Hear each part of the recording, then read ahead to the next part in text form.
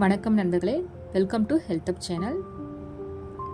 இந்த பதிவில் சாம்பார் பொடி எப்படி செய்கிறதுன்றதை பற்றி பார்க்க போகிறோம். வாங்க வீடியோக்குள்ளே போகலாம். இந்த சாம்பார் பொடி நம்ம இட்லி சாம்பார், காய்கறி சாம்பார், எந்த சாம்பார் பண்ணாலும் ஆட் பண்ணிக்கலாம். கூடுதல் சுவையாக இருக்கும். சாம்பார் பொடி செய்கிறது எப்படின்னு பார்ப்போம். சாம்பார் பொடிக்கு தேவையான பொருட்கள்: காஞ்ச மிளகாய், தனியா, கடலைப்பருப்பு, சீரகம், வெந்தயம், 1 டீஸ்பூன் ஆயில். கேஸ் ஸ்டவ் பற்ற வச்சுக்கலாம். ஒரு பேன் போட்டுட்டு பேன் ஹீட் ஆன உடனே ஆயில் இல்லாமல் எதெல்லாம் வறுத்து எடுக்கணுமோ அதை வறுத்துக்கலாம். ஸோ காஞ்ச மிளகாய் 15 எடுத்து வச்சுருக்கோம், அதை போட்டு வறுத்து எடுத்துக்கலாம். அடுத்து சீரகம் வறுத்து எடுத்துக்கலாம்.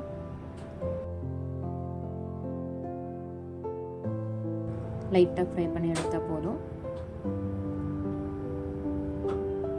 இது கரெக்டாக இருக்கும், எடுத்துக்கலாம். பிளேட்டுக்கு மாற்றிடலாம். அடுத்து வெந்தயம் 1 டீஸ்பூன் லைட்டாக ஃப்ரை பண்ணி எடுத்து பிளேட்டுக்கு மாற்றிடலாம்.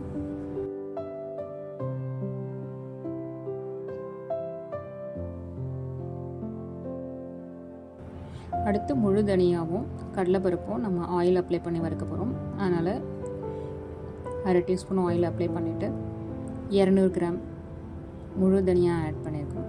வறுத்து எடுத்துக்கலாம். மீடியம் ஃப்ளேமில் ஒரு 3 மினிட்ஸ்.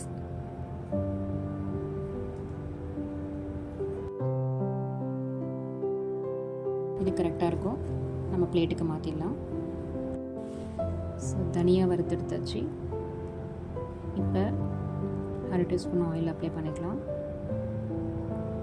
கடலைப்பருப்பு 100 கிராம் போட்டுக்கலாம். இதையும் நல்லா பொன்னிறமாக வறுத்து எடுத்துக்கலாம். இது நல்லா கரெக்டாக இருக்கும். இந்த ஸ்டேஜில் நம்ம எடுத்து பிளேட்டுக்கு மாற்றிடலாம். ஸோ வறுத்து எடுத்தது எல்லாத்தையும் ஒரு 10 மினிட்ஸ் நம்ம கூல் பண்ண விட்டுடலாம். 10 மினிட்ஸ்க்கு அப்புறம் பார்த்திங்கன்னா கை தொட்டால் லைட்டாக அந்த சூடு இருக்கிற மாதிரி இருந்தால் போதும். அப்போ தான் நம்ம மிக்சியில் கிரைண்ட் பண்ணும்போது நல்லா குறகுறன்னு நல்லா கிரைண்ட் ஆகும். இப்போ நம்ம இது எல்லாத்தையும் கிரைண்ட் பண்ணி எடுத்துடலாம். மிக்சி ஜாரில் ட்ரான்ஸ்ஃபர் பண்ணிடலாம். கொஞ்சம் திரியாக வர அளவுக்கு போட்டு எடுத்துடலாம். பார்த்திங்கன்னா இந்த திட்டம் கரெக்டாக இருக்கும். நிறமும் இந்த நிறம் இருந்ததுன்னா கரெக்டாக இருக்கும். அவ்வளோதான், சாம்பார் பொடி ரெடி ஆகிடுச்சு. இந்த பவுடரை நம்ம ஒரு நல்ல டைட் கண்டெய்னரில் ட்ரான்ஸ்ஃபர் பண்ணிட்டோன்னா 3 மந்த்ஸ் ஆனால் கூட கெடாமல் யூஸ் பண்ணிக்கலாம். இது எந்த ப்ரிசர்வேட்டிவும் ஆட் பண்ணாமல் நம்ம வீட்லேயே ரெடி பண்ணுற சாம்பார் பவுடர்.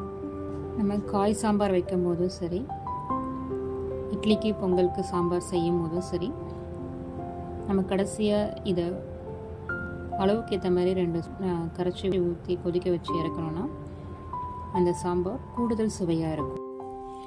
உங்களுக்கு இந்த பதிவு பிடிச்சிருந்தா லைக் பண்ணுங்கள். மற்றவங்களுக்கு சொல்லணும்னு நினச்சிங்கன்னா ஷேர் பண்ணுங்கள். கண்டினியூஸாக இதை மாதிரி நல்ல விஷயங்களை பார்க்கணும்னு நினச்சிங்கன்னா சப்ஸ்கிரைப் பண்ணுங்கள். மீண்டும் ஒரு நல்ல பதிவில் சந்திப்போம். நன்றி.